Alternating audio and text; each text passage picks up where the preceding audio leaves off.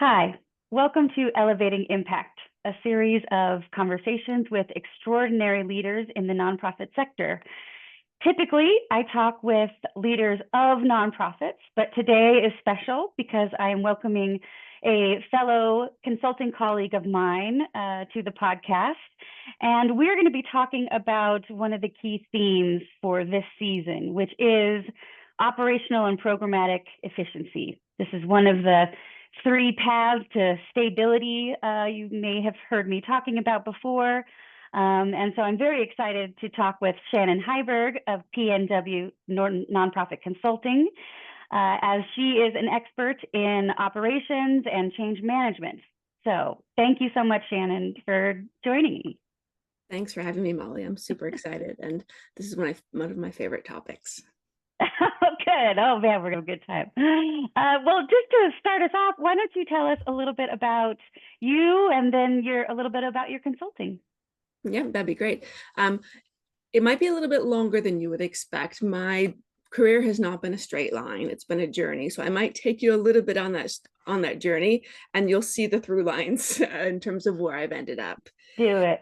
So I started off in my early mid-20s, kind of doing what you do, trying to figure out what I wanted to do, moving around, learning, and ended up in a project management role, quite a junior project management role, at an organization called Community Health Information Services in Seattle, which was kind of a sister organization to the Community Health Plan of Washington.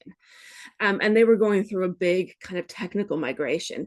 And I was like, hey, I like project management. And hey, I'm really good at this. And I kind of found my place. So I went and did the University of Washington certificate program in project management. And then through my time at what was then CHIS, put in place a project office for them because they had a whole bunch of really smart subject matter experts who didn't have a background in project management who were being asked to manage projects. So I helped them put in place a a PMO, project management office, got everybody trained up and got everything rolling. And I loved it. And I loved the putting something in place and then leaving them to kind of roll with it. Then moved to the UK and worked with what was then the Government Department for Education and Skills. You know, governments change names all the time, so that's, I think, is the name today. But here I was working with a nonprofit who provided technology and training services for the UK Department for Education and Skills. And there they had a very similar setup, a lot of really smart people doing a lot of great work. But the founder said to me, she's like, hey, I can't keep track of what everybody's doing because they're all doing good work, but they're doing it in different ways. And I don't know what I should worry about. So helped them put in place a project office as well and got that team trained up. Then moved to Dubai and ended up overseeing being head of operations for an international literature festival. And this is where I kind of departed, and a little bit in England as well, from pure project management to just operational management, because the foundations of project management, if applied right, it doesn't really matter if you're talking about project management or ongoing service delivery, you can make them work for your teams. Mm-hmm. So this was a very traditional small nonprofit skeleton group of people who did a little bit of everything. And then as we got towards the festival, we ramped up with volunteers and all the extra people who came and helped. So that was where I really broadened out in terms of event management, project management, doing financial audits, like whatever needed to be done that had something to do with operations. I just kind of took it and ran with it. Then moved back to the US, and I actually ended up at Accenture. Very, very different, right? Corporate America, doing marketing operations, project management for Microsoft. Such a different world from what I had done before. But again, the same principles applied, right? How do you make things better? How do you make things more efficient? How do you scale your operations? So I did that for 5 or 6 years and ended up doing a lot of work with Microsoft on automating kind of activities that would previously have been manual. And then followed, honestly, a great leader over to Google Cloud and ended up doing a bunch of strategy and operations work there, putting in place actually a PMO for one of their small teams, and helping with budgets and annual planning and all things operations. So you can see the through line there, right? It's the fundamentals of how you organize using project management principles can be applied no matter where you are, big, small, nonprofit, for-profit. And then the other through line is I just like to do new things, and I like to learn new things, and I like to kind of dig in and get into the weeds and then come out and see how we make things better.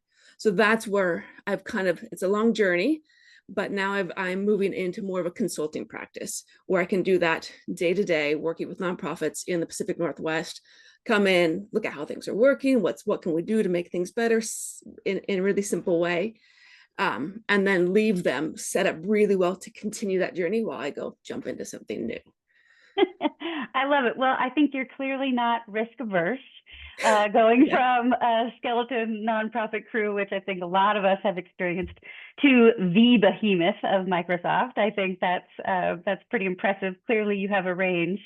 So I love your background, and I'm a geek for operations and data and project management. So I've been excited for this conversation for a while. So in thinking about project management, which is just, I mean, if it's not the huge, key element of efficiency in an organization, it is, top two or three, right?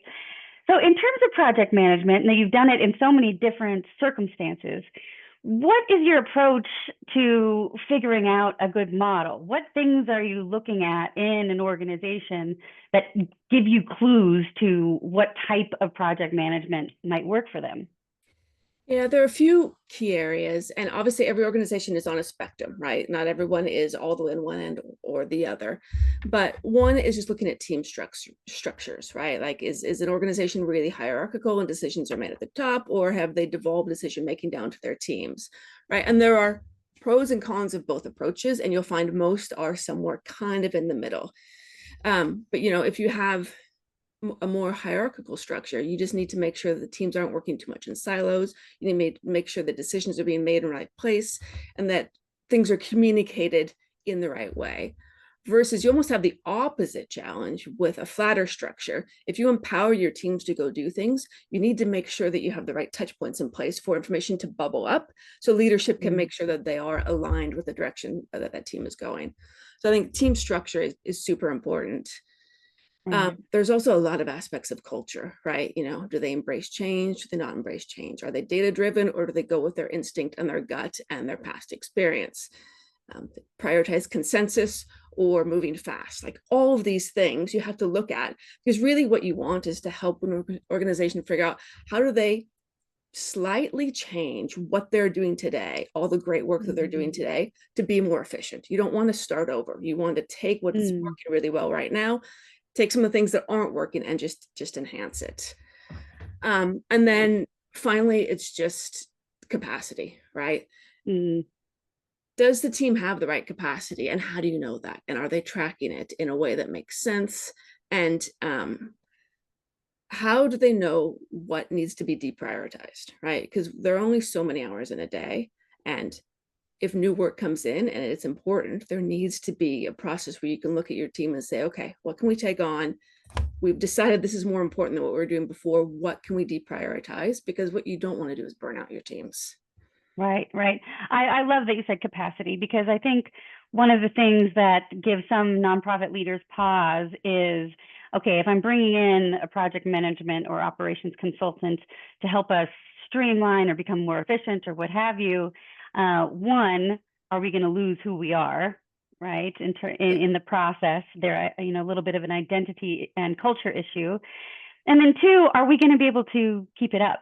So I appreciate that you're talking about the capacity, and I also know that you specialize in change management. So how do you kind of do this balance of kind of meeting a nonprofit where they are and trying to do something that's really feasible with seeing some things like maybe a decision-making structure that doesn't fit their culture that you need to change? How do you balance change with just kind of accentuating what they already have? Yeah, I think it's honestly about co-creation, right? It's not coming in saying, I know best, right? It's coming in, it's talking to everyone and understanding what everyone is doing, and then looking at how you together come up with something new, because then you have buy-in. I also, Molly, one of the reasons I wanted to meet you was I heard you speak once, and your approach is something that I love and what I try to do as well. because sometimes it's the simplest thing. Take your entire team and have them bullet point the 3 to 5 priorities that they think they're responsible for right now. Have everybody do that. And just the process of doing that helps people really sit back and think. And then through the comparison, you say, well, hey, you two are both doing this. It's overlapping. And hey, we have a gap here. So a lot of times it's just working with the teams, and also then not documenting, because people hate documentation, even though you need it, but defining your overall processes, just writing down really high level. Okay, when we want to do this, we start here and we end here. And these are the 3 things that we do in between. That just is so sometimes illuminating for teams to do that process themselves. And then you can help through, okay, well, if we don't like some of this, how do we change it together, right? And I think that is how change management works, is that people who are actually doing the work see that it's going to make their lives better. Yeah, that's great. I'm a huge proponent of having the people who are doing the work do the summary of their job. I mean, often, and depending on kind of typically what sector you're in as well, a leader is expected to, well, this is what these people do, and then let me see where the gaps are and piece it together.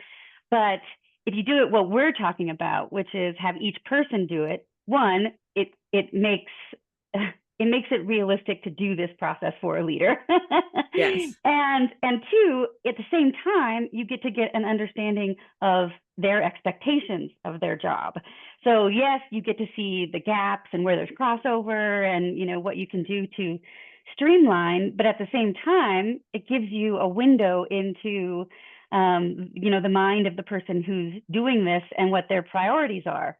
And so even if we just see that, then you could say, okay, clearly we need some project management structure to become more efficient. And it looks like we need to do some alignment around roles and responsibilities, right? Which are part and parcel to some extent. But, you know, doing just kind of one simple approach can blossom into understanding a whole host of different things that might be impacting your operational or programmatic efficiency. Yeah, absolutely agree. Yeah. I also think, though, one thing that's really important through all of this is whoever is leading needs to be fully bought in, right? They need to be able to say, yes, we do want to make a change, and kind of help bring the team along. It can't be, in my opinion, bottoms up led, right? It has to be top down led, and then bottoms down, and then the team defines. Oh, I like that. I like that. Top down led, bottom up, team defines. That's great. That's a good balance there. That's perfect.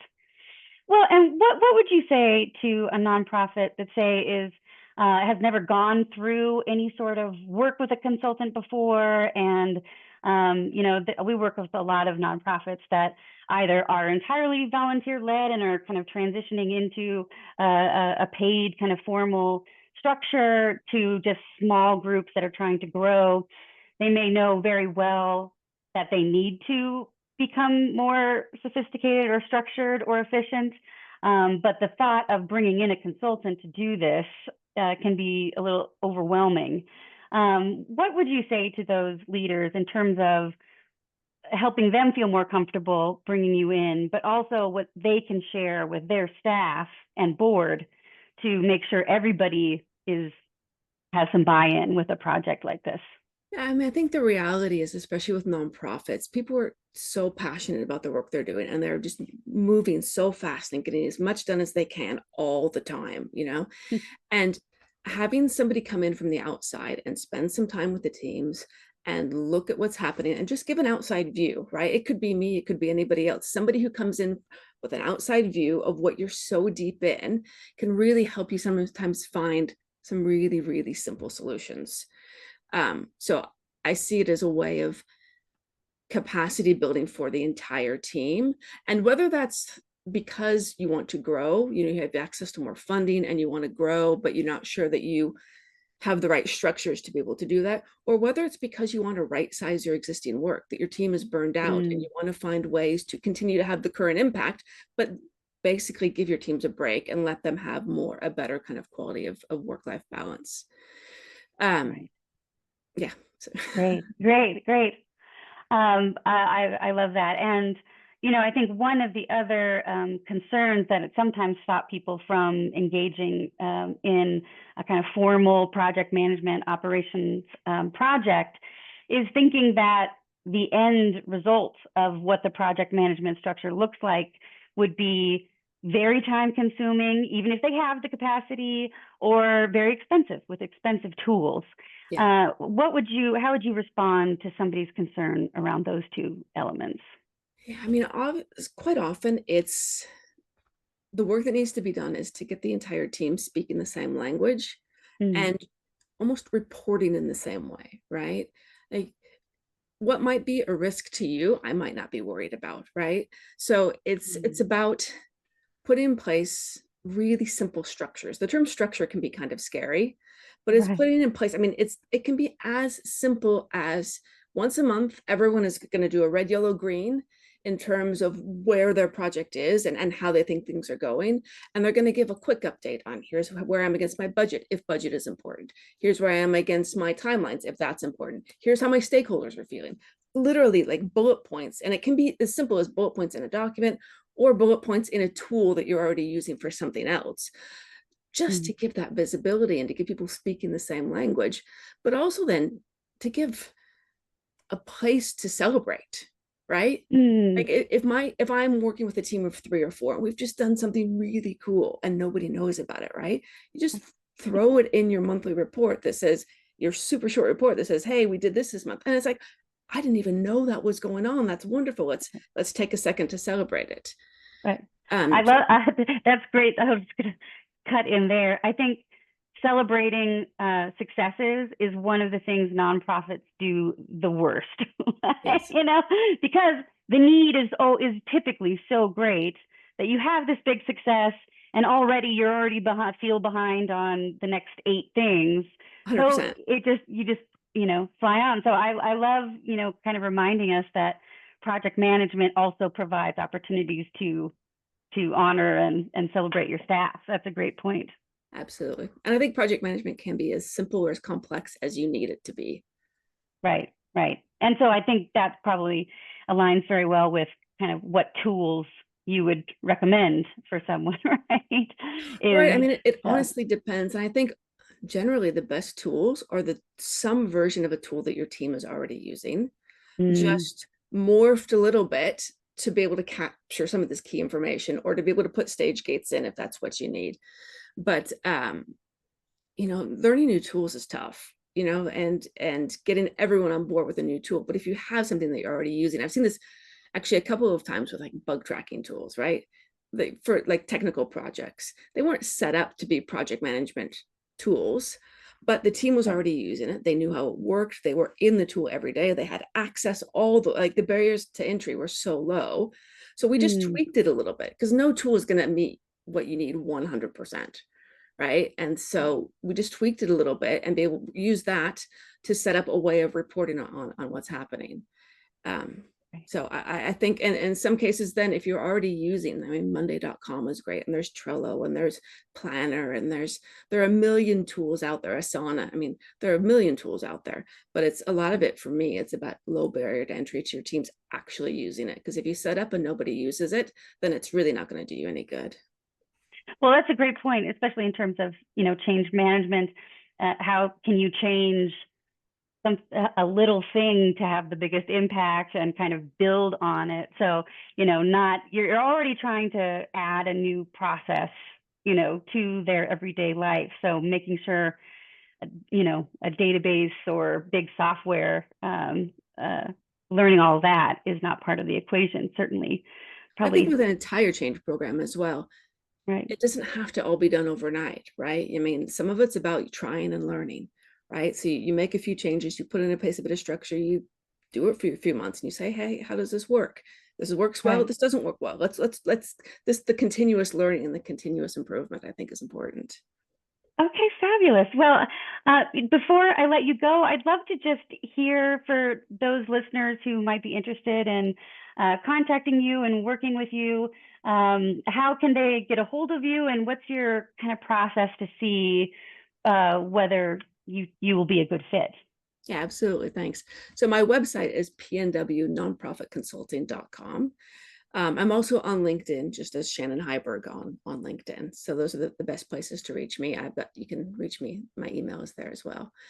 And I think the way I approach consulting is it has to be very specific. So step one is just kind of an audit, a deep dive of what are your priorities, what is it that you want to change, and why is it that you want to change.